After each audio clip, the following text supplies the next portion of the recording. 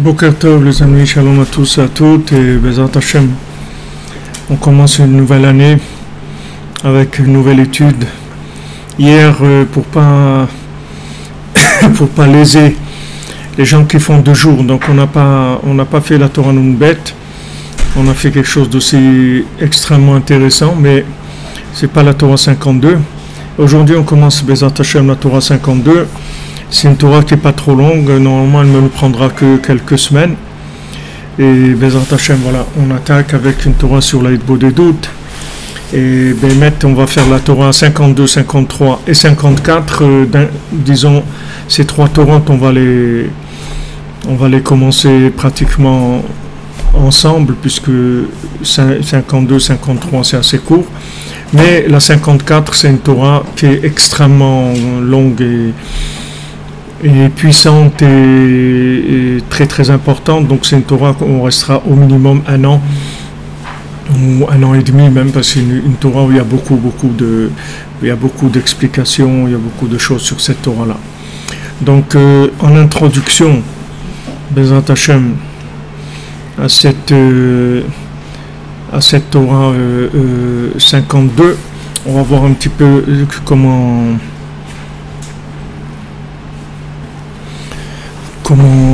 Rabbeinu il a amené cette Torah là, et on fait pour la révolution de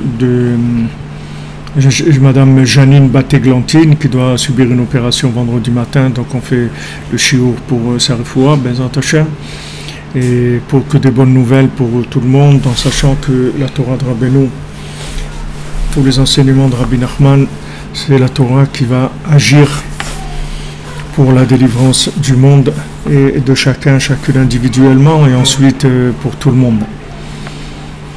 Alors en introduction d'abord, pour savoir un petit peu cette Torah, comment elle est arrivée, comment elle a atterri, puisque Rabbi Nachman il avait comme principe toujours de nous révéler des choses qui ne sont que en rapport avec la réalité, c'est-à-dire que Rabbi Nachman ne révélait pas des choses qui n'avaient pas eu un contact avec la réalité. C'est-à-dire il ne révélait que des enseignements dans lesquels il y avait eu un appel d'en bas. C'est-à-dire que Rabbi Nachman il enseignait aucune chose qui n'ait pas eu d'abord une référence, un appel, une allusion, quelque chose en bas dans ce monde, qui se passe quelque chose, et à partir du moment où se passe quelque chose qui a un rapport avec cet enseignement, alors là il révélait l'enseignement. Ça c'est la base de tout l'enseignement de Rabbi Nachman. Rabbi Nachman il n'envoyait pas des enseignements comme ça, des idées, des enseignements qui s'adressaient à l'esprit. Il fallait d'abord que dans la matière, dans ce monde, il y ait un mouvement qui fasse référence, qui fasse allusion à cet enseignement. Et ensuite, l'enseignement venait.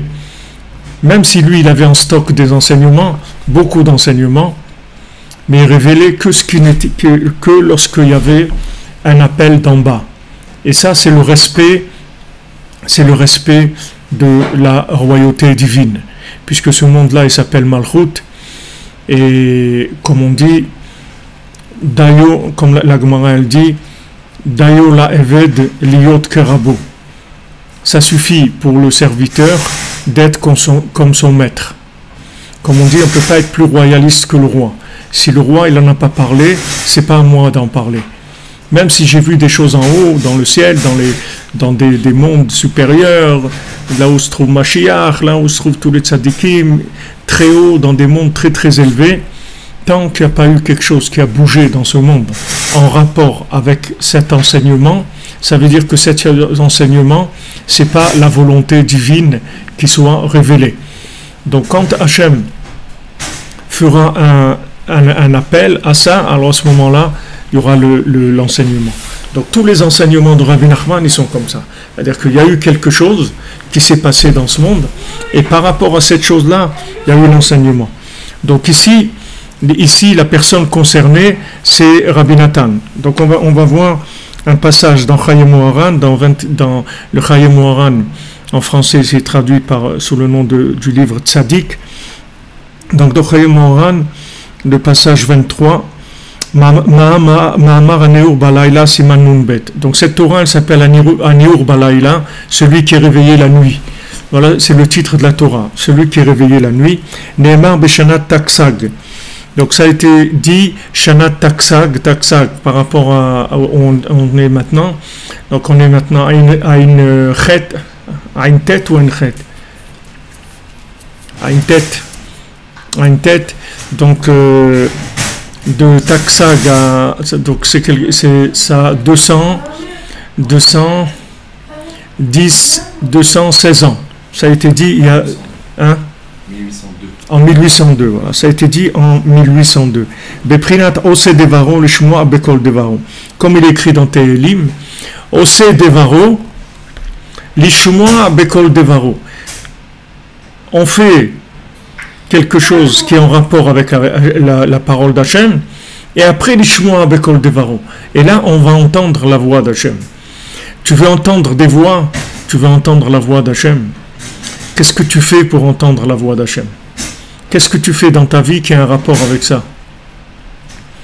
Tu as envie de savoir des choses, qu'est-ce qui t'intéresse? C'est quoi? C'est un débat télévisé, c'est des intellos, c'est de la politique, c'est de la philosophie, c'est quoi? Pourquoi tu veux savoir des choses? Si tu veux savoir des choses, la première chose pour respecter la valeur de la connaissance, c'est de commencer à faire quelque chose qui est en rapport avec cette chose-là. Tu as envie de savoir quelque chose, commence par faire quelque chose qui a un rapport avec ce savoir-là. Après, on s'assoit à table et on parle. Mais d'abord, fais quelque chose.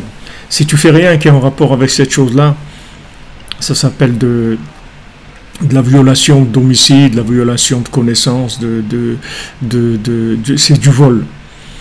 Tu viens voler des connaissances, pourquoi tu as besoin de ces connaissances-là? Tu n'as aucun rapport avec ces connaissances-là. Fais quelque chose qui est en rapport avec cette connaissance, agis par rapport à l'endroit où tu te trouves, et à ce moment, la connaissance viendra vers toi. Tu n'as même pas besoin d'aller la chercher. La connaissance, elle attend que ça, que de venir vers des gens, mais des gens honnêtes, des gens qui déjà à leur niveau, ils font ce qu'ils peuvent. Et à ce moment-là, après, la connaissance vient. Mais cette façon de voir les choses, des débats intellectuels, etc., sur des choses qui concernent personne, que les gens, ils n'ont jamais été là-bas, ils sont au courant de rien, ils racontent n'importe quoi, sur n'importe qui, ça vaut rien du tout. Des choses qui valent rien. La Torah, elle fonctionne pas comme ça. Donc, comme il écrit dans les psaumes, Ose Devaro, il fait la parole divine, l'Ishmoa Bekol Devaro, pour entendre la parole divine. Tu veux entendre la parole d'Hachem? D'abord, fais la parole d'Hachem. Fais quelque chose qui est en rapport avec ça.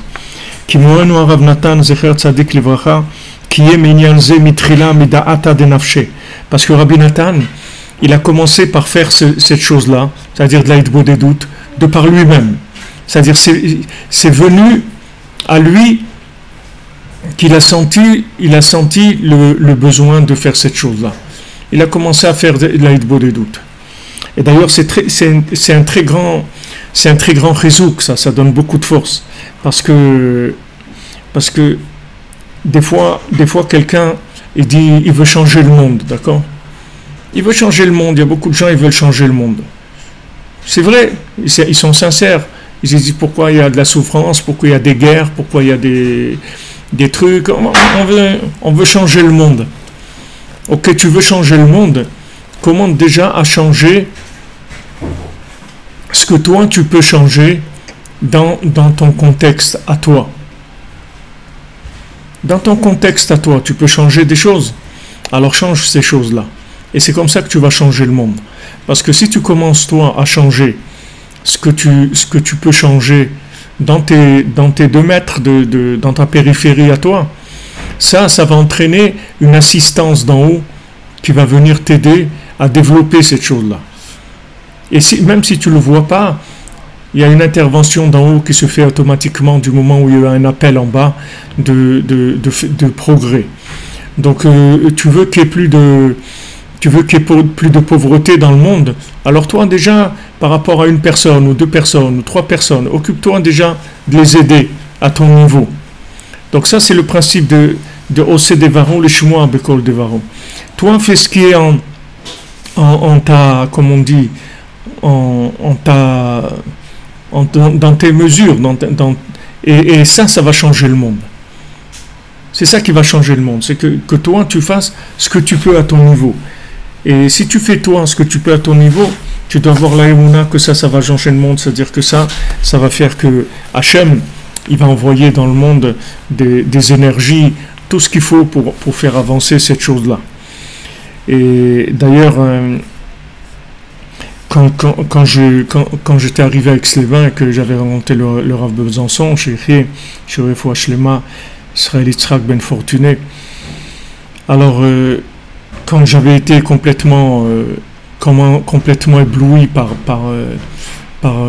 l'enseignement de Rabbi Nachman, j'étais complètement allumé, mais alors c'était une découverte pour moi, c'était quelque chose d'incroyable d'avoir découvert ça, c'était quelque chose de merveilleux. Alors après j'ai demandé au Rav Besançon, je dis mais ok, mais comment on fait pour changer le monde? Voilà, maintenant il y a ça, t'es tellement extraordinaire. Comment on fait pour le faire savoir au monde, Alors il m'a dit commence par changer toi-même. Commence-toi par changer. Avec ça, tu vas changer le monde. Commence par changer toi-même. Avec ça, tu changeras le monde. Et c'est comme ça que les choses se font. Il y a une personne qui commence quelque part, qui fait quelque chose. Après, il y a une deuxième, après une troisième. Et voilà, ça, c'est... On dit le Gaon de Vilna, il étudiait 23 heures par jour. Et son voisin, il étudiait 22 heures par jour. Et le voisin de son voisin, il étudiait 21 heures par jour. Alors une fois, on lui a dit au Gaon de Vilna, mais pourquoi vous étudiez tellement? Vous pouvez vous reposer un peu. Il dit, si moi j'étudie 22 heures, mon voisin il va étudier 21 heures. Et l'autre voisin qui étudie maintenant 21 heures, il va étudier 20 heures. Et comme ça, quelque part, à Paris, quelqu'un il va transgresser Shabbat. Au bout du maillon, il y a quelqu'un qui va... Imaginez-vous qu'il y a une corde où il y a des gens qui sont accrochés. Ils sont accrochés. Il y a quelqu'un qui est en haut de la falaise, il tient une corde. Et il y a des gens accrochés qui sont dans l'air. Ils s'accrochent sur cette corde. S'il raccourcit la corde, eh bien, le dernier, il va tomber. Tout simplement, c'est tout. Donc chacun il peut changer le monde, chacun il doit changer le monde, chacun il peut changer le monde, mais pas en faisant des grandes choses, en faisant des petites choses. Et vous allez voir que c'est ça l'enseignement que Rabbeinu va donner ici à Rabbi Nathan, et c'est sur ça qu'il va lancer tout le principe de la Hitbod des doutes. Comment je peux changer le monde? En faisant Hitbod des doutes, comment je peux changer le monde? Comment, en m'incluant dans l'infini, en fait, je permets à l'infini de résider en bas? Comment, moi, je peux donner l'accès à l'infini dans ce monde? Et si l'infini vient dans ce monde, il change le monde. L'infini, il change le monde. Pourquoi le monde est dans l'obscurité? Parce qu'il n'y a pas assez de lumière, c'est tout. Mais moi, je peux amener de la lumière. Et toi, tu peux amener de la lumière. Et lui, il peut amener de la lumière. Comment? En s'incluant dans l'infini. Quand je m'inclus dans l'infini, ça veut dire j'utilise ma structure terrestre, terrienne, et de cette structure-là, j'en fais une résidence pour l'infini. Et plus cette structure elle va être développée, et plus l'infini va résider dans ce monde. Et si l'infini réside dans ce monde, ça change tout.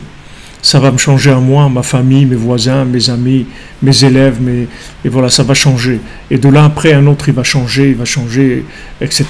Et le monde comme ça, il va changer entièrement.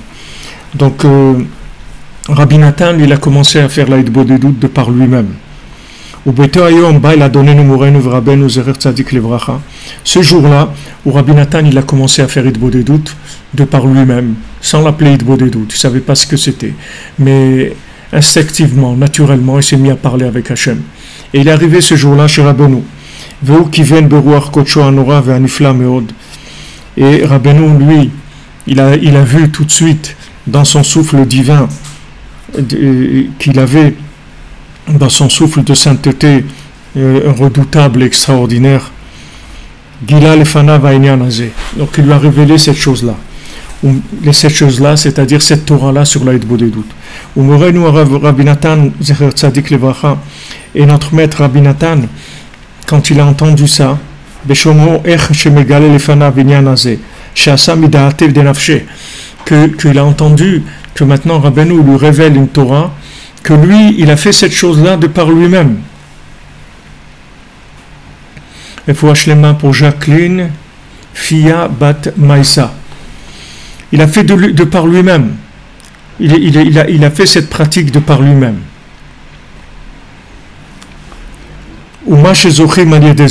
Et il a vu Rabbi Nathan à quoi on peut arriver grâce à l'Aïd Bodedut. Et tellement il a ressenti la douceur de ces choses-là, de ces paroles-là, de cet enseignement. Il a senti que cet enseignement, il était tellement extraordinaire. Il a complètement perdu, il s'est complètement annulé, il s'est enflammé complètement.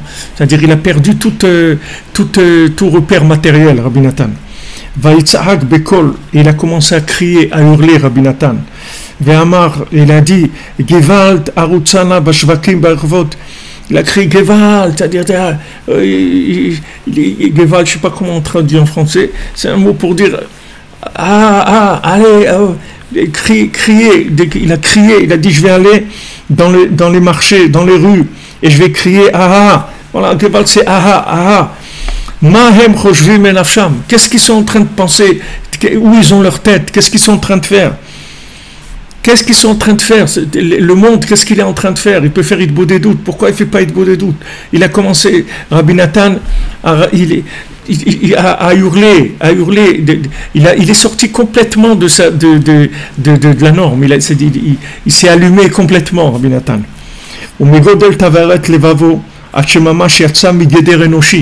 Tellement son cœur il a brûlé qu'il est sorti de Geder Enoshi, il est sorti du Geder des limites humaines. C'est-à-dire il a perdu la tête complètement. Ça l'a complètement fait sortir d'un comportement normal.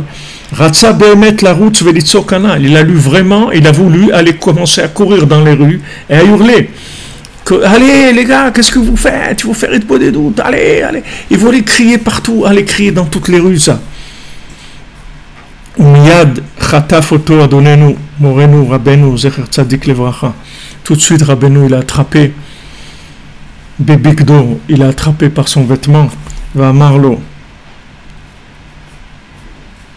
Et Rabbeinu lui a dit Amod, il a dit arrête, tiens-toi tranquille, Kilotif al klal, parce que tu vas rien faire avec ça. Tu vas rien faire. Tu crois que tu vas les crier dans les rues, tu vas faire des choses, tu vas rien faire du tout. Tu vas crier dans les rues, les gens ils vont te prendre pour un fou, et c'est tout. Tu vas rien faire. Ce que tu sens là, tu vas rien faire avec ça. Alors il lui a dit en yiddish, Shteidu, reste là, ves nicht poilen. Tu vas rien réussir à faire avec ça. Tu vas rien arriver à faire à ça. Et après, Rabbeinu lui a donné un seder d'études du Shulchan Aruch et de la Kabbalah, et lui a dit tu vas étudier Shulchan Aruch, tu vas étudier la Kabbalah. Et il lui a rien dit d'autre. Et après, avec ce qu'il a étudié, Rabbi Nathan, il a écrit le Likutei Halachot, et avec le Likutei Halachot, il est arrivé à crier, Behemet, il est arrivé à crier à toute l'humanité, mais un cri qui s'entend dans le plus profond de l'âme de chacun. Pas un cri de la rue, un cri qui va faire appel à l'âme de chacun, puisque Rabbi Nathan, il est arrivé au plus grand yichud, c'est-à-dire la plus grande union qui ait jamais existé dans le monde, c'est le yichud de Halacha et Kabbalah. C'est-à-dire comment unir, comment faire une seule chose des secrets de la Torah et de la Halacha. Des gens qui sont dans les secrets de la Torah, vous allez en trouver. Des kabbalistes, vous allez trouver. Même des Kabbalah Center, même des yeshivot de Mekoubalim, des gens qui vont d'après la Kabbalah, vous allez trouver. Des gens qui sont dans la Halacha, très dans la Halacha, qui vont d'après les règles strictes de la Halacha, vous allez trouver. Mais la fusion des deux, le Likutei Halachot, ça vous allez jamais trouver, ça n'existe pas. La Halacha kabbalistique, ça n'existe pas. Il y a du Shulchan Aruch, du Harizal, que le Harizal il a dit, mais c'est des halachot que le Harizal il a dit. C'est de la halachot. Il a dit des halachot d'après la Kabbalah. Mais c'est des halachot. Quand le Harizal il parlait d'halakha. Mais des halachot qui sont connectés à la Kabbalah, ça n'existe pas. Quand Rabbi Nathan il vous parle d'une halakha de Shabbat ou de Tzitzit ou de Tzedaka ou de Maaser ou de Shomrim ou de Yom Tov, il vous parle de la halakha, c'est-à-dire du côté d'action dans ce monde, du côté concret, et que ce côté concret il soit complètement baigné et parfumé et inspiré par la Kabbalah, ça n'existe pas. C'est quelque chose qui n'a jamais existé. Donc Rabbeinu, il a pris Rabbi Nathan et il l'a mis dans ce chemin-là. Il lui a dit, tu vas aller étudier la halakha et la Kabbalah. C'est ce qu'il a fait Rabbi Nathan.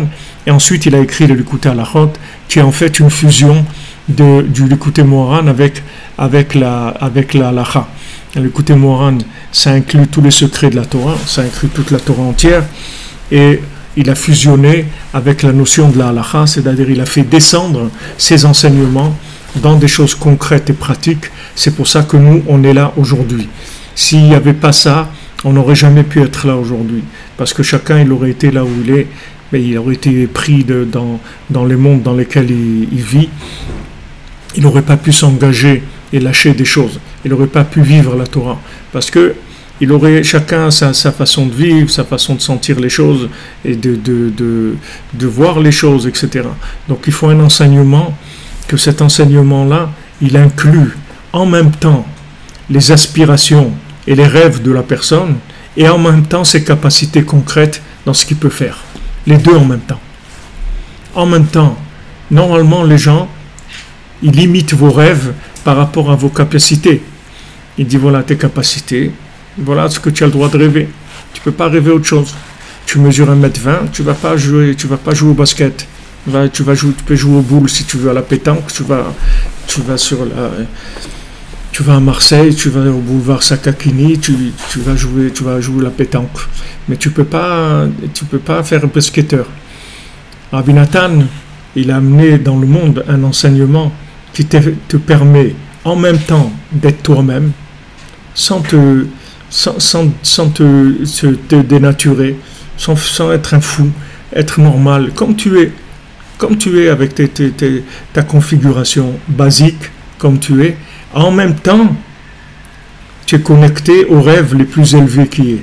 En même temps, ces deux choses-là. Ça, c'est Rabbi Nathan qui l'a fait. Et ça, c'est la chose la plus grande qui ait jamais existé, puisque ça s'appelle Yichud de Rachel et Léa, ça s'appelle le Shalom entre Esav et Ishmaël. Ce sont des choses qui sont extrêmement élevées. Extrêmement élevées, ce sont des tikkunim qui sont extrêmement élevés, des réparations qui sont extrêmement élevées. Vous allez sentir, vous allez voir comment les enseignements de Rabbeinu peuvent réparer le monde. Comment ils peuvent réparer le monde, comment c'est la solution du monde. Parce que ça unit les choses qui sont obligées de se séparer pour être eux-mêmes, normalement. Dans le monde, quand les gens ils veulent être eux-mêmes, ils sont obligés de se séparer de ce qui n'est pas eux-mêmes. Rabbi Nathan, il a amené un enseignement que tu peux être toi-même et tu peux être béchalom avec tout le monde et tu peux être connecté aux choses les plus grandes en étant un homme simple. Comme tu es, c'est tout. Avec ton intelligence, avec tes capacités, avec ce que tu es. Tu peux être connecté aux choses les plus élevées. Ça, c'est le yichud que Rabbi Nathan il a eu grâce à Rabbeinu, que Rabbeinu lui a donné accès à cette chose-là. Donc quand il a voulu aller courir, quand il a senti quelque chose, il a dit, je vais aller courir, je vais faire. Rabbeinu l'a attrapé, il lui a dit, tu ne vas rien faire. Reste tranquille. Reste tranquille, tu ne vas rien faire. Tu ne vas rien faire du tout. Et après, il lui a donné une méthode. Il lui a dit, voilà comment tu vas faire. Ça va prendre plus de temps. C'est pas demain matin que tu vas aller crier dans la rue, mais tu vas crier, tu vas pousser un cri qui va aller jusqu'après la résurrection des morts. Ce cri-là continuera à être dans le monde. Il lui a donné une méthode comment arriver à crier de façon équilibrée, qui a en même temps le haut et le bas, alors que le monde était déchiré. Le monde était déchiré. Rachel s'est déchirée avec Léa. Yaakov, il est déchiré avec Esav. Esav, il veut le tuer. Il dit pourquoi? Parce que tu m'as pris ma femme, c'est Léa. Tu m'as pris la connexion. Tu m'as pris la connexion. Esav, il devait avoir de la connexion. Esav, il devait avoir de la connexion. Esav, ça devait être David Ameller, il devait avoir de la connexion. Mais comme dans le moment où il est venu, on ne pouvait pas le connecter par rapport à ce qu'il cherchait. Il était trop désespéré, trop découragé. Il pensait que la mort, que ce monde-là, c'est la mort, on va mourir. Donc, qu'est-ce qu'on peut faire pour s'amuser le temps en attendant la mort? C'est la seule chose qu'il arrivait à voir. Donc, il voulait consommer à outrance, il voulait de l'aide, il voulait une bénédiction pour ça. Il voulait de l'aide d'en haut pour ça. Rivka, elle a dit à Yaakov, tu vas aller prendre les bénédictions de ton frère Esav. Tu vas lui prendre les bénédictions. Parce qu'il ne peut pas avoir la bénédiction. On ne peut pas assister quelqu'un qui n'a pas l'intention du tout d'être connecté au monde supérieur. On ne va pas lui donner de bénédiction, on va tout lui enlever. On va le laisser tout seul, c'est tout. On va le laisser tout seul. Il va faire des châteaux de paille. Et après, ça va tout s'écrouler. Tout va s'écrouler. Comme Rachid dit, il va sortir une étincelle de la maison de Yosef. Elle va brûler toute la maison de Esav. Parce que la maison d'Esav, elle est en paille. Elle n'est pas vraie. Pourquoi elle n'est pas vraie? Parce qu'elle n'est pas connectée au monde supérieur. Elle est inconnectable. Qu'est-ce qui a fait tout ça? C'est Rivka, c'est les pleurs de Léa. Léa, c'était la femme, l'épouse officielle de Esav. Elle ne voulait pas. Je veux pas. Je veux pas alimenter spirituellement un homme comme ça. Un homme qui ne veut pas chercher à se connecter à Dieu. Je ne veux pas être son épouse. Je ne veux pas l'alimenter. Léa, elle représente tous les secrets de la Torah. Elle dit un homme que Esav, normalement, ça aurait dû être un spécialiste de la halakha. Esav, il aurait dû être le spécialiste de la halakha, ça aurait été un grand spécialiste dans les halakhot, dans la façon de faire, parce que c'est un spécialiste de l'action. Mais son action, elle n'avait comme but que la consommation, le plaisir, etc. Donc Léa, elle a dit, je veux pas, je t'en prie Hachem, je veux pas. Et elle a eu le mérite de devenir l'épouse de Yaakov. Mais elle devait être l'épouse de Esav. Elle est devenue l'épouse de Yaakov. Donc quand elle est devenue l'épouse de Yaakov, Esav, il est mort, c'est fini. Il n'a plus rien. Rien. Il n'a pas d'épouse, il n'a rien. Qu'est-ce qu'il a? Il n'a pas d'épouse, il plane complètement. C'est tout. Vous voyez, dans la société aujourd'hui occidentale, qui est-ce qui veut se marier? Les gens qui se marient, c'est ringard, c'est des trucs. C'est de te marier, c'est des trucs des vieux d'aller se marier. On ne se marie pas. On s'amuse le temps qu'on s'amuse et tout. Ça veut dire se marier. Il n'y a pas des trucs comme ça. Marier, c'est pas des choses qui se font aujourd'hui.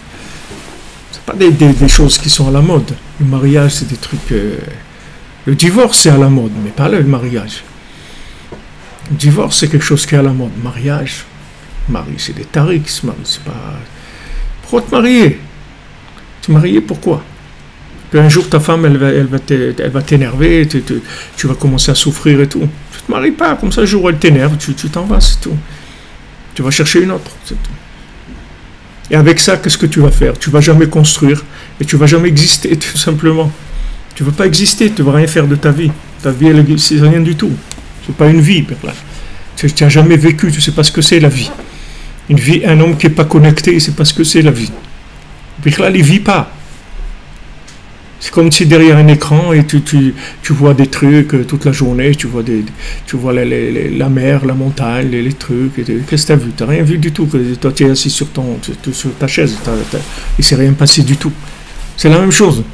Et ça, du moment où il n'a pas voulu s'inclure dans Yaakov, c'est difficile. C'était très difficile. Très, très difficile. C'est une épreuve très, très difficile pour Esav. Que Esav, qui a le savoir-faire, qui est un spécialiste de l'action, du savoir-faire dans ce monde, il accepte de se soumettre à un homme qui n'a pas le savoir-faire, un homme qui est complètement dans des idéologies de connexion à Dieu. Arriver à se soumettre à lui, c'est extrêmement difficile, extrêmement difficile. Extrêmement difficile. Il faut le comprendre. Il a le savoir-faire, il peut se débrouiller tout seul. Pourquoi il va aller se connecter avec Yaakov? Pourquoi il va aller travailler pour Yaakov? Devenir les mains de Yaakov. Il préfère devenir ses mains à lui, c'est tout. Mais il n'a pas compris que s'il ne devient pas les mains de Yaakov, ses mains vont servir à rien. il va rien faire avec ses mains. Il va faire des bêtises. Donc il a perdu la connexion, avec Hachem. Il a perdu Léa, il a perdu la connexion avec Hachem. Et ça a entraîné tout ce qu'on vit, tout ce qu'il y a aujourd'hui, c'est parce que il y a eu cette différence entre Rachel et Léa. Cette différence entre les deux. S'il n'y avait pas eu cette différence entre les deux, si Esav il aurait été soumis à Yaakov, il aurait eu comme épouse Léa, il aurait été sauvé, parce que Léa c'est les secrets de la Torah. Léa ça s'appelle Amal Deit Kassia, le monde caché, c'est tous les secrets de la Torah. Elle avait tous les secrets de la Torah en elle, Léa. Et Léa c'est la prière, elle a tous les secrets de la Torah. Seulement elle ne peut pas donner des secrets de la Torah à un bonhomme qui cherche pas à se connecter à Dieu, qui ne cherche pas à avoir des actions qui sont en accord avec Dieu. Donc elle a lâché, elle a pleuré jusqu'à qu'elle a lâché. Elle a pleuré jusqu'à qu'elle a lâché. Elle a pleuré. Et avec ses pleurs, elle a obtenu que le premier enfant des Shvatim, c'était son fils à elle, Léa. Alors que ça devait être Rachel. C'est Rachel qui devait enfanter le premier des tribus d'Israël. C'était de droit, c'était à Rachel, parce que Rachel, ça représente la révélation dans ce monde. Normalement, c'était à elle que ça devait lui venir. Elle devait être normalement la mère du premier-né des 12 tribus. Mais Rachel, avec la prière, elle lui a pris ça.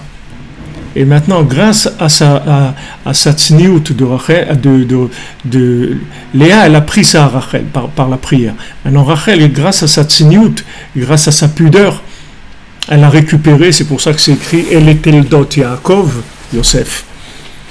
Qu'est-ce que c'est la descendance de Yaakov? C'est Yosef. Yosef, il est devenu le Bechor officiel des 12 tribus. C'est pour ça qu'il a reçu 2 parts. Il a reçu plus que les autres. Il a reçu Shrem, il a reçu comme cadeau. Et Yosef, parce que Yosef, c'est le premier-né qui est officiel. Alors, c'est-à-dire, naturellement, ça a été chez Léa, mais ça a été récupéré par Rachel, parce que normalement, ça appartenait à Rachel. Alors, toutes ces inversions, ces remises en place des choses, tout ça vient parce que les gens, ils se mettent pas à leur place.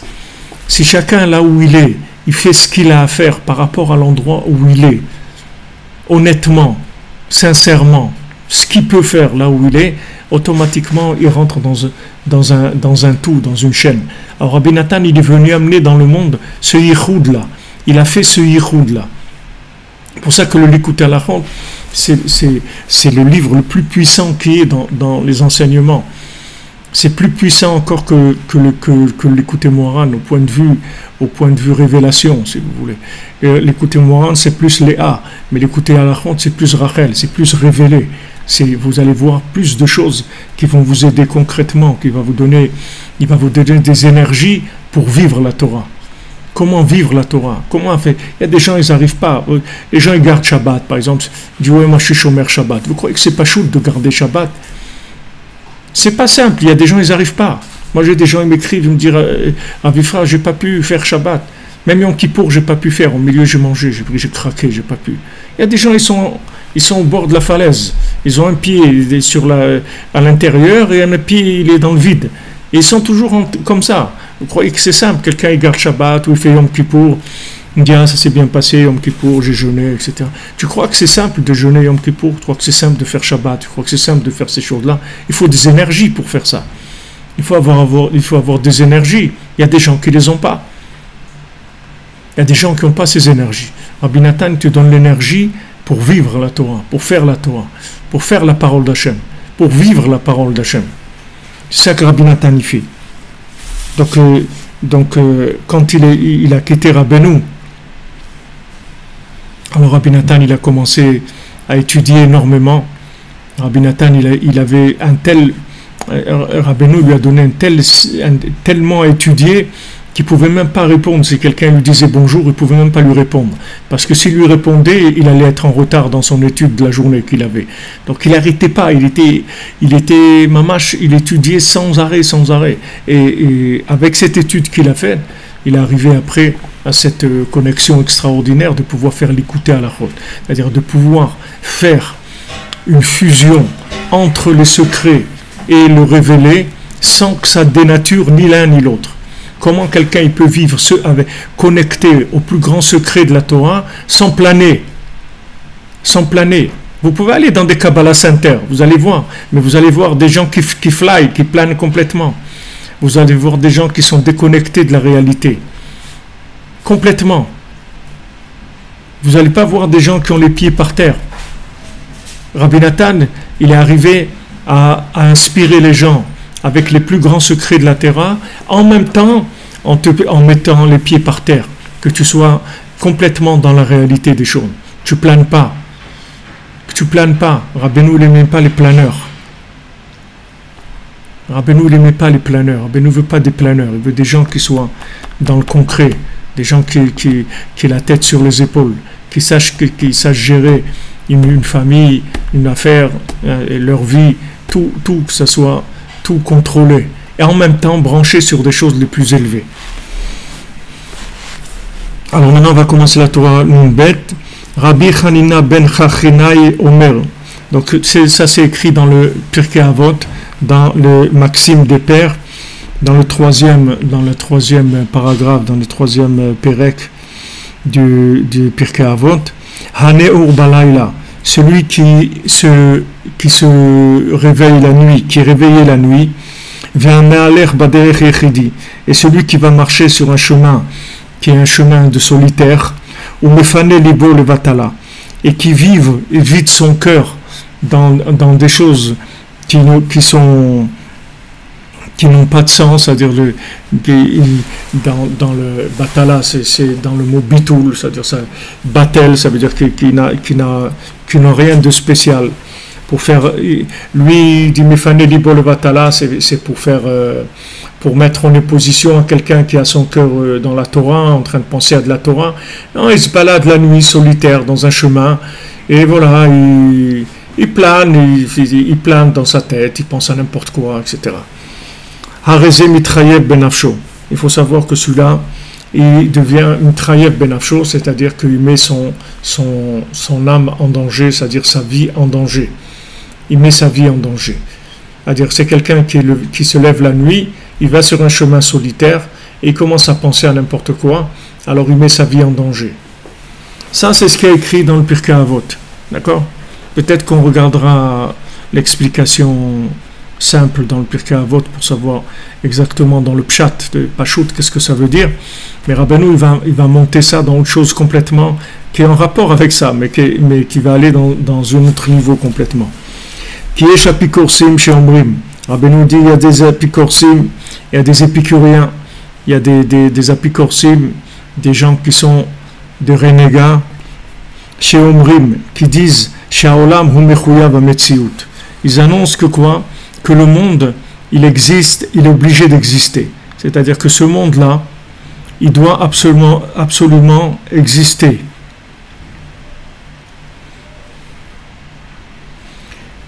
Refouach lema pour Dvorah Léa Batrana. D'accord? Il y a des gens qui disent que ce monde-là, en fait, Hachem, il est obligé de le maintenir. Il a créé, il est obligé de le maintenir. Il y a des idées comme ça. Mais on n'est pas là-dedans aujourd'hui parce que malheureusement, le niveau des gens aujourd'hui, de la philosophie, ça plane pas tellement haut. C'est-à-dire que les philosophes qu'il y a aujourd'hui, c'est des gens qui touchent même pas des notions comme ça. Mais dans la philosophie, si vous montez dans les philosophies plus avant, vous allez voir ces notions-là. Est-ce que Hachem, il est obligé de maintenir le monde ou pas? Hachem, il a créé le monde, d'accord? Est-ce qu'il est obligé de le maintenir ou non? Alors, eux, ils disent qu'il est obligé de le maintenir. Ces apicorsim-là, ces gens-là, ils disent que le monde, c'est obligé qu'il existe. Il ne peut pas ne pas exister. Du moment où il a créé, Hachem, il est obligé de le maintenir. Ou les filles d'Ata Mara'a, Ameshubeshet Nidmelahem.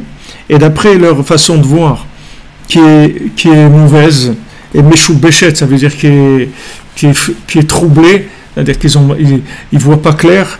Nidmelahem, ils ont l'impression, Sheesh al-Zer Rayot ou Muftim, ils pensent qu'il y a des preuves flagrantes de ça, que le monde, c'est obligé qu'il existe. On ne peut pas faire autrement.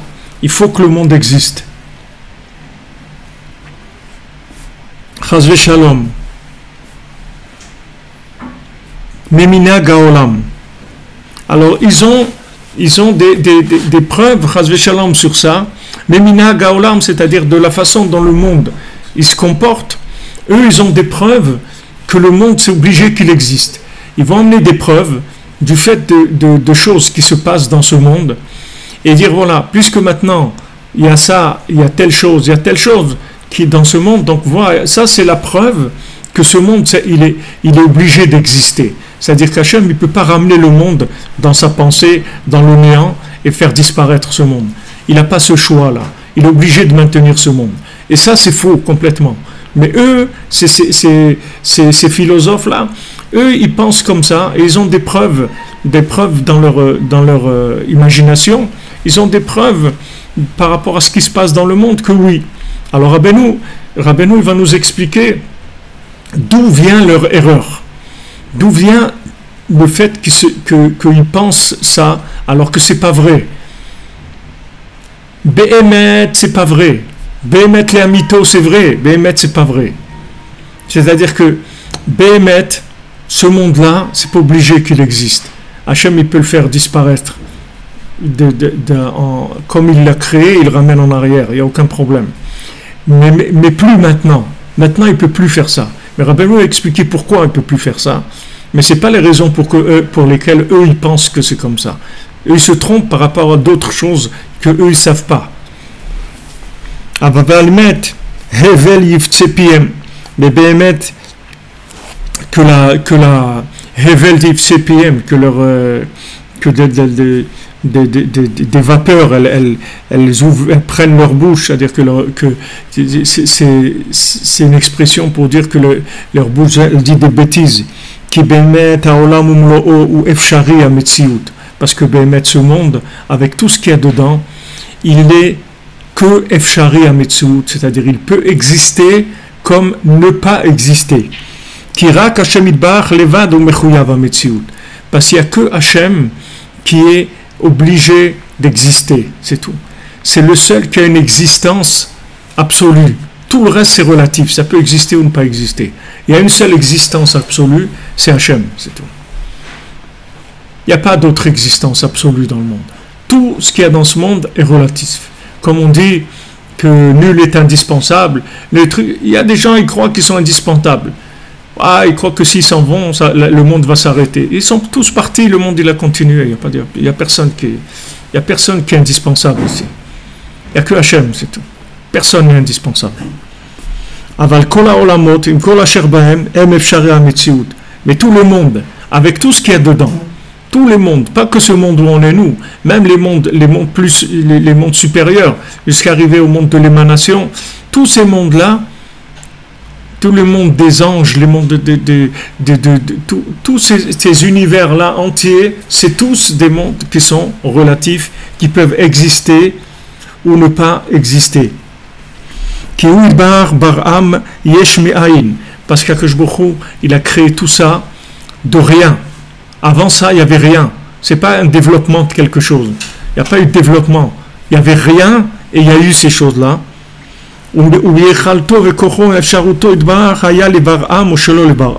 Et Akadosh Baruch Hu, il avait la possibilité, la force et la efsharut, c'est-à-dire le choix, de les créer ou de ne pas les créer. Il n'y avait rien qui était obligé d'être créé. Rien. Donc Hachem, il avait la possibilité de créer cette chose-là ou de ne pas la créer. Donc maintenant, du moment où Hachem, c'est le seul qui a décidé de faire exister cette chose à partir du néant, à partir de rien, donc tout le monde entier, il est relatif complètement. Et il n'y a rien qui doit exister absolument. Rien. Tout est quelque chose de relatif et tout est quelque chose de provisoire. Ça peut disparaître. Il n'y a rien qu'il ne faut pas croire parce qu'il y a beaucoup de monde qui crie, qui chante, et il y a des chaînes de télévision et de tout ça, c'est rien du tout.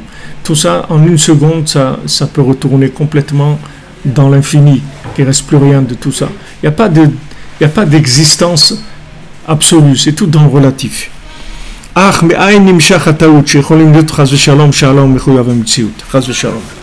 Comment d'où vient cette erreur qu'on peut imaginer que ce monde-là, c'est obligé qu'il existe?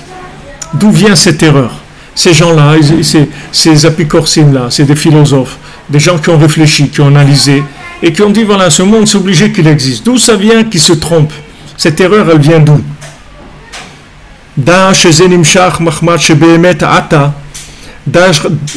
Sache que ça vient parce qu'aujourd'hui, c'est-à-dire maintenant, après ce qui s'est passé dans ce monde, que les âmes de juives, elles ont été déjà elles ont été Netzalot, ça vient du mot Atzilut, ça vient de émanation, c'est-à-dire elles ont été émanées et elles ont été Nimshechu, elles ont été amenées dans ce monde. Elles ont été amenées dans ce monde. Pourquoi ces deux notions-là? Parce qu'il y a une notion d'émanation et il y a une notion d'amshacha, c'est-à-dire de faire descendre dans ce monde. Comme si vous prenez un bébé, un fœtus. Quand il y a un bébé, alors on ne sait pas, tant que le bébé il n'est pas né, on ne sait pas si ça va être un bébé ou pas. Il peut y avoir un fœtus et Kachas V'Shalom, il reste un fœtus, il va jamais devenir un bébé. Alors pendant 40 jours, la Gemara dit, on ne sait pas si c'est un garçon ou une fille. Il y a 40 jours pendant lesquels ça peut changer. Après 40 jours, ça y est, c'est ou un garçon ou une fille, et comme ça avance.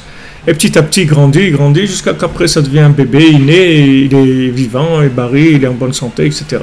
Mais tant qu'il est au niveau fœtus, il peut encore retourner dans rien. C'est-à-dire ne pas arriver au bout de ce pourquoi il a été créé. Donc les Neshamot Israël, elles ont un état premier d'émanation, et elles auraient pu rester à l'état d'émanation, c'est-à-dire sans venir dans ce monde, mais elles auraient existé quand même, mais pas dans ce monde. Elles seraient restées dans des mondes supérieurs sans venir dans ce monde. Mais Hachem, il les a d'abord émanés, et après il les a fait descendre. L'Amshich, il les a fait descendre dans ce monde. Mais elles auraient pu ne pas descendre dans ce monde. Mais ces deux étapes qui sont importantes, parce que s'il y avait eu que la première étape, ça aurait été possible encore de retourner dans le néant. Mais avec la deuxième étape, on va voir que le monde, alors il est obligé d'exister maintenant. Parce qu'il y a eu cette deuxième étape qui s'est faite, que les Neshamot, elles sont venues dans ce monde. Maintenant, c'est sûr que le monde, il doit absolument exister. Et le monde ne peut pas retourner dans le néant. C'est-à-dire que l'affaire est lancée et on doit aller à la réparation. Le monde il va être réparé. C'est impossible que le monde soit détruit. Le monde, il sera réparé. Donc déjà, toutes ces théories là que vous voyez, les trucs, l'apocalypse, tout ça, vous pouvez jeter tout ça à la poubelle, ça n'existe pas. Ce monde-là, il va arriver au terminus et il va être réparé entièrement et il va être magnifique et tout va être extraordinaire. Tout va être réparé de façon extraordinaire, tout va être beau, tout va être magnifique, tout va être des merveilles. Et même Adam Arishon, avec tout ce qu'il a fait dans le monde, comme bêtise avec ce qu'il a fait, le monde il va être encore mieux que s'il n'avait pas fauté.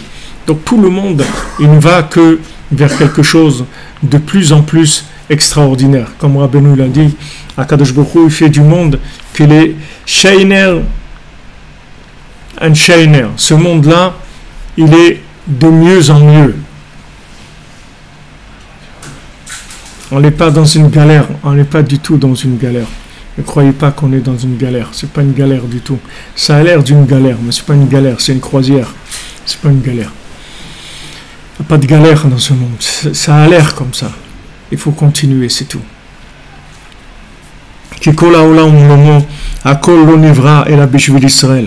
Keyadoua. Qu'il faut savoir que tout ce monde, avec tout ce qu'il y a dans ce monde, ça a été créé pour Israël, pour Yaakov, pour Israël. Et après, tout va être pris en main par Israël pour transmettre la parole divine au monde. C'est-à-dire Israël, ils ont été chargés de transmettre la parole divine au monde. C'est ça le but du Ham Israël. Donc Hachem, il a donné au Ham Israël une façon d'être, une façon de vivre pour pouvoir transmettre la notion de l'infini à tout ce qui existe sur terre. Israël Moshlim Ba'olam. Et les Israël, ils sont moshel dans le Olam, c'est-à-dire qu'ils ont le pouvoir, ils ont du pouvoir dans le monde, ils ont le pouvoir dans le monde. Le pouvoir de quoi? C'est pas le pouvoir de faire de l'argent, c'est le pouvoir de transmettre la conscience d'Hachem. Comme il a dit Hitler et Marchemont, pourquoi il voulait tuer les Juifs? Parce qu'il dit c'est la conscience du monde. C'est-à-dire tant qu'il y a des Juifs, il y a la conscience de l'existence d'Hachem sur terre. C'est eux qui représentent la conscience de l'existence d'Hachem. Donc c'est ça qui le dérangeait. Parce que lui, c'est un coureur de Amalek, lui voulait éliminer la conscience d'Hachem. Il veut que les gens, ils pensent que ce monde-là, comme il est, quand on le voit comme ça, il est comme ça, c'est tout, il n'y a rien d'autre. Il n'y a que de la matière et des échanges au niveau de la matière, c'est tout, il n'y a rien d'autre. Donc lui, il voulait miner cette conscience-là d'un autre monde, de l'infini. Donc, à qui il s'est attaqué? Il s'est attaqué à Israël. Pourquoi il ne s'est pas attaqué à d'autres peuples? Parce que Israël, c'est ceux qui représentent la conscience d'Hachem de façon parfaite. Après, il y a d'autres aussi qui amènent la conscience d'Hachem. Mais la conscience d'Hachem de façon parfaite, c'est le Ham Israël qui a reçu cette mission-là, ce travail à faire. Valken bevadai ata achar shenetzlu nevreu nishamot Israël. Donc maintenant que les âmes juives ont émané et ont été créées, Nivreu ou Mamash. Avant, vous voyez, il avait dit, il avait lu Netzalu venimshechu. Maintenant, il dit Netzalu venivreu. C'est-à-dire, elles ont été créées physiquement, c'est-à-dire, elles sont là.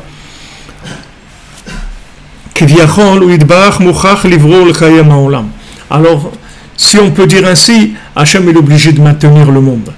Du moment où il a amené sur terre les âmes juives pour transmettre sa conscience, ça fait que le monde entier est obligé d'exister maintenant. Pourquoi? Parce qu'il a construit une structure sur terre pour diffuser la conscience de son existence. Du moment où cette structure elle est arrivée sur terre, c'est fini, il ne peut plus détruire le monde. Parce que maintenant il y a une structure pour enseigner sa conscience au monde. Donc du moment où il y a une structure pour exister, pour enseigner la conscience, ça veut dire qu'il y a une présence déjà divine dans le monde. Il est déjà une maison dans le monde. Donc ça y est, il ne peut plus détruire le monde, parce qu'il va se détruire lui-même. Il ne va pas se détruire lui-même. Donc ça y est, l'histoire elle est lancée. Elle est embarquée. C'est fini. Comme il a fait Shlomo Ameler avec les deux mamans qui sont venues, les deux qui ont dit le petit bébé c'est mon fils. Il dit toi madame qu'est-ce que vous dites? Eh bien c'est mon fils. Et vous madame? Eh bien moi aussi c'est mon fils. Alors comment on va faire? Toi tu dis que c'est ton fils, toi tu dis que c'est ton fils. Mais il y en a une des deux qui ment. Ah, c'est le fils de qui? Dites la vérité. Il dit non c'est mon fils. Il dit et toi c'est mon fils. Ok, pas de problème.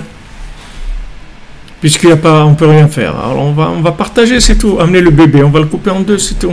On vous donne la moitié chacune, puisqu'on n'a pas d'autre. Alors la maman, elle dit non, donnez-lui le bébé, ça va. Ne le coupez pas, donnez-lui le bébé. Alors Shlomo Ameler, il dit, donnez-lui à elle le bébé, c'est son fils. Si l'autre, elle est capable d'accepter qu'on coupe le bébé en deux, ça veut dire que ce n'est pas sa maman. Et maman, elle préfère que le bébé il vive, même s'il n'est pas chez elle. Même s'il va se priver de son affection, de tout, mais elle ne va pas le laisser mourir. Tandis que l'autre, comme ce n'est pas son fils, elle n'a pas cet amour-là. Donc elle dit, ok, on coupe en deux. Parce que qu'est-ce qu'elle voulait? Elle était jalouse, elle ne voulait pas que le bébé vive. Elle était jalouse de l'autre. Donc, comme ça, Shlomo Ameler, il a tranché. Donc ça, c'est la même chose.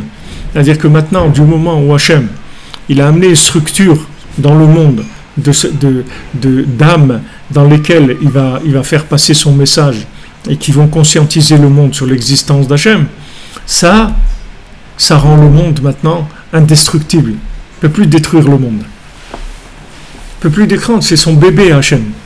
C'est le bébé d'Hachem, le monde.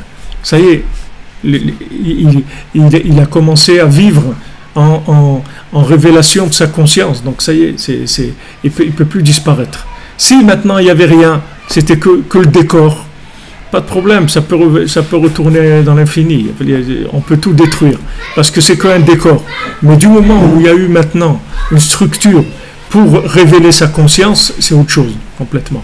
Donc maintenant le monde, si on peut dire ainsi, parce qu'on ne peut pas dire obligé chez Hachem, Hachem il est obligé de rien, mais dans notre façon de parler, de comprendre, il est obligé de maintenir le monde. Parce que c'était dans ce but-là que Hachem il a émané, il a créé les âmes du peuple juif. Pour créer pour eux tous ces mondes-là, c'est-à-dire pour qu'ils aient la possibilité de révéler la conscience divine dans tous ces mondes-là.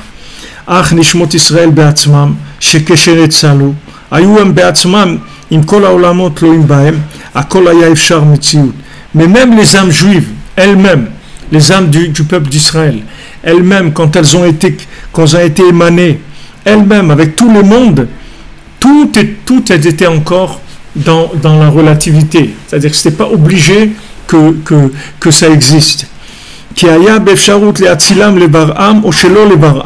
Parce que c'était possible de les émaner sans les créer, comme l'exemple que je vous ai donné du fœtus. C'est-à-dire c'est possible qu'il y ait le fœtus, mais que ce soit pas, que ça n'oblige pas encore la naissance. D'ailleurs, de là, c'est bien malheureusement tous ces trucs de l'avortement et tout, parce que les gens ils peuvent parler d'avortement et tout, parce que l'enfant il est pas né. Du moment où l'enfant il est né, c'est un assassinat.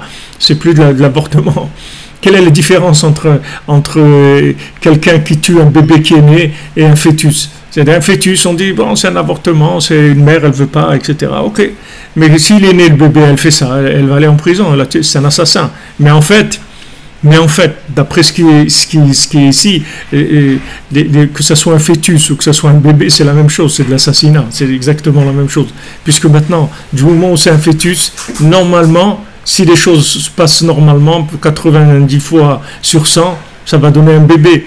Donc c'est de l'assassinat, c'est la même chose. C'est pas parce qu'il est sous une forme de fœtus que c'est pas un assassinat. Mais par rapport à la façon de voir de Esav avec toute sa déconnexion qu'il a. Donc lui, il peut penser que d'enlever un fœtus, c'est un péché mignon, comme on dit, c'est pas très grave. Mais en fait, c'est de l'assassinat. C'est-à-dire, c'est pas que la Torah qui interdit. La Torah l'interdit pas que pour les Juifs, même chez les non-Juifs, c'est interdit l'avortement. C'est interdit, on n'a pas le droit. Tu veux pas en arriver à l'avortement, ok, alors ne fais pas de procréation, c'est tout. Mais maintenant qu'il y a un fœtus, tu es obligé de les laisser. Tu peux pas faire autrement, ça s'appelle de l'assassinat. On peut pas faire autrement. Vous voyez ici, du moment où ça a été Netzal et que ça a émané, que c'est venu dans ce monde, ça y est, c'est fini, on peut plus retourner en arrière. Cette destruction-là, Hachem ne va pas la faire. Parce que ça y est, il y a eu déjà une structure dans le monde, l'affaire est lancée, elle tourne. Donc c'est fini, elle ne retournera plus en arrière. Dès qu'Hachem il a voulu faire émaner les âmes du peuple d'Israël, alors tout le monde est devenu Mechuyav HaMetziut, c'est-à-dire obligé d'exister dans la réalité, de se maintenir. Alors,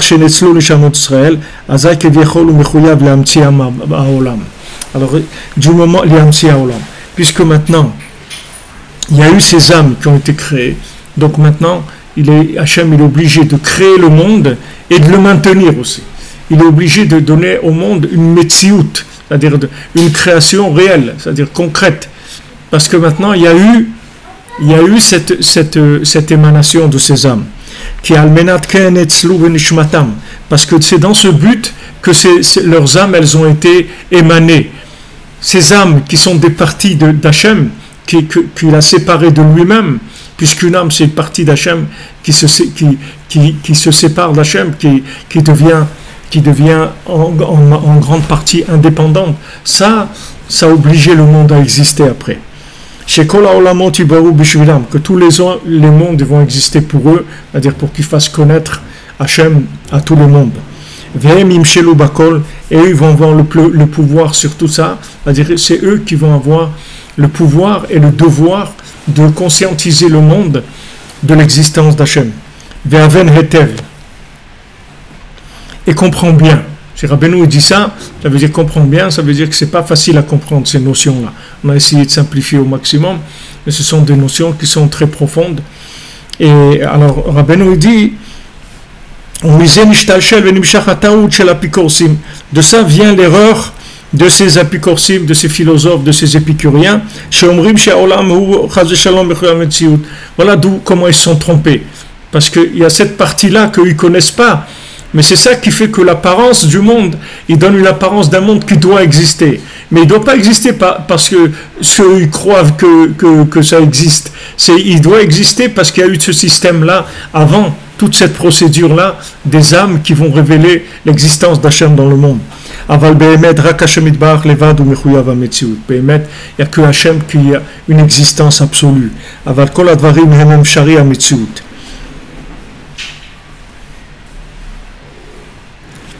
Et toutes les autres choses, elles sont potentielles, c'est-à-dire elles peuvent exister ou pas, elles sont relatives.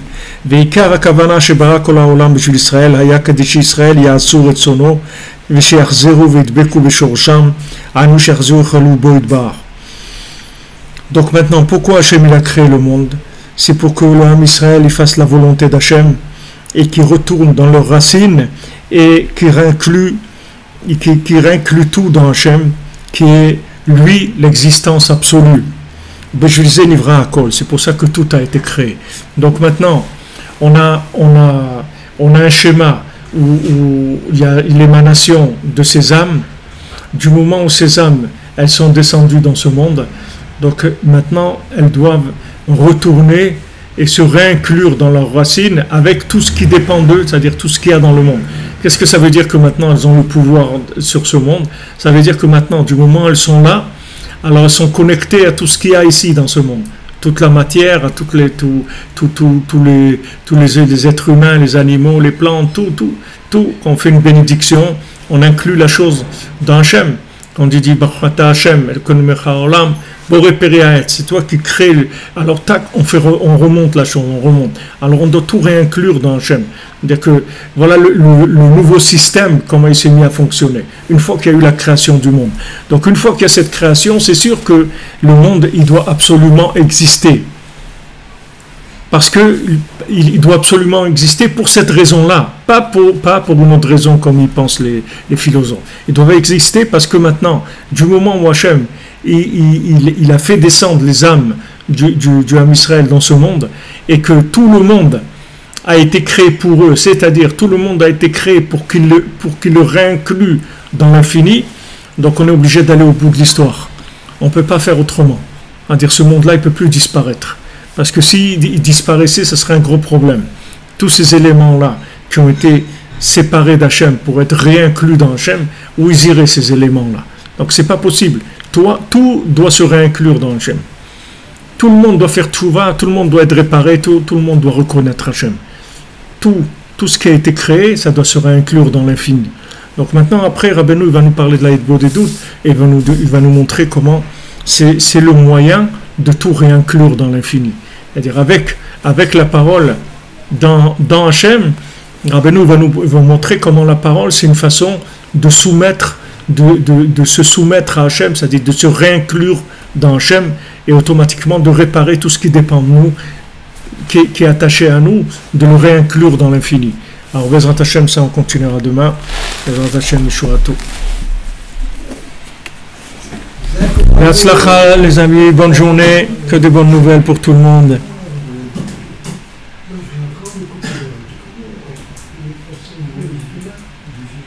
Et voilà notre ami Tzrak Glassman, il est dans sa ferme.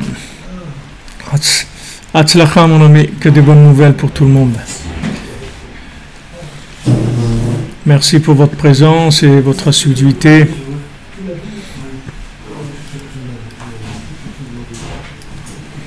Merci pour votre soutien et pour vos commentaires. Baruch Hashem, Ashrenu. Merci pour tout.